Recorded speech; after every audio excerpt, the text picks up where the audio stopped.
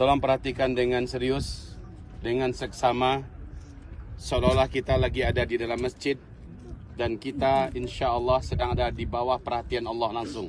Amin ya Allah. Sebagaimana yang kami sampaikan tadi dan disampaikan oleh Pak Ala, kita berada di tempat yang kesuciannya diakui oleh seluruh agama, yaitu Wadi Muqaddas Tuwa.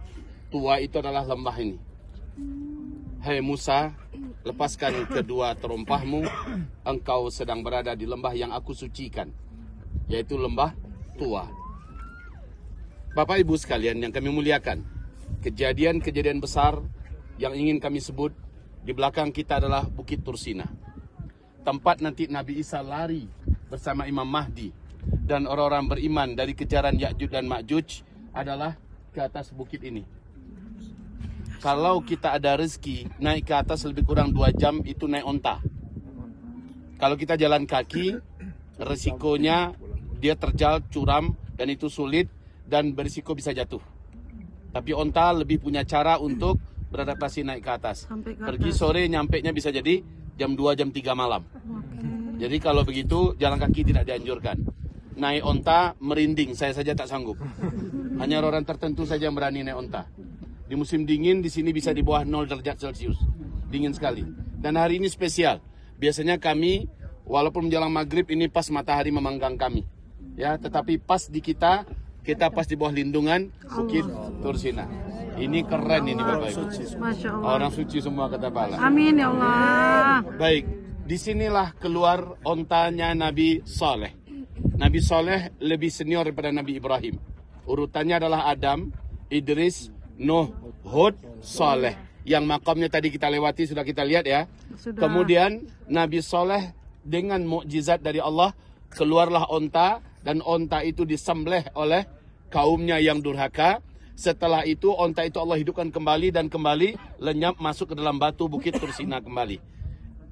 Qila, konon dikatakan oleh para sebagian ulama, onta ini akan keluar kembali di akhir zaman menjadi dabbatul ardi, binatang yang akan keluar memberi tanda kepada manusia yang masih hidup di bumi.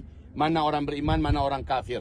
Tapi binatang itu pada masa itu sudah bisa berbicara dengan bahasa apa saja. Baiklah.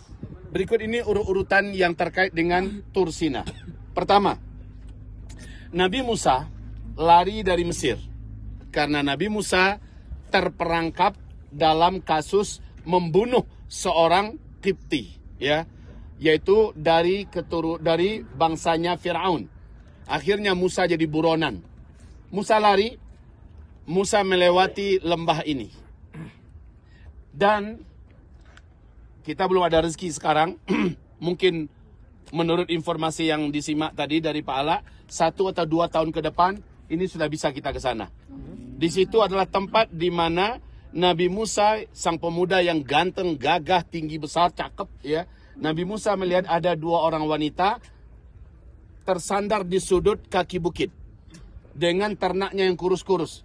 2 wanita ini tidak berani mendekati sumur yang dipenuhi oleh para peternak. Mereka berlomba-lomba dengan tubuh-tubuh mereka yang besar-besar untuk mengambil air buat domba-domba mereka.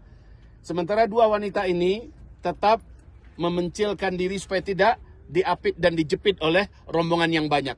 Nabi Musa kasihan melihat domba-dombanya kurus-kurus. Nabi Musa berkata, "Kenapa kalian di sini?" Apa kata mereka? "Kami tunggu mereka semuanya pulang dulu. Biasanya itu sudah larut sore sehingga untuk domba-domba kami akhirnya kekeringan.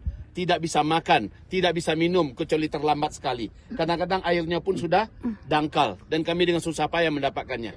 Kata Nabi Musa, "Sinikan ember-ember kalian, biar saya yang urus."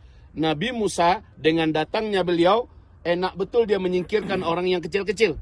Nabi Musa tinggi besar kokoh, mengambil dengan mudah. Akhirnya kedua putri ini kembali pulang ke rumah. Ternyata 2 orang anak kandung Nabi Syuaib.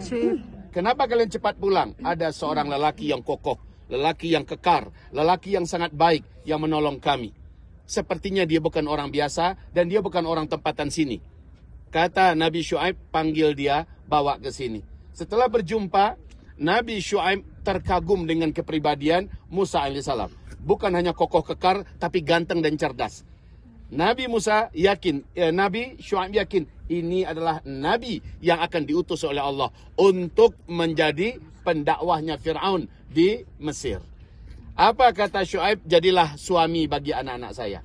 Ya, singkatnya Nabi Musa pun menerima. Tapi belum jadi nabi ketika itu.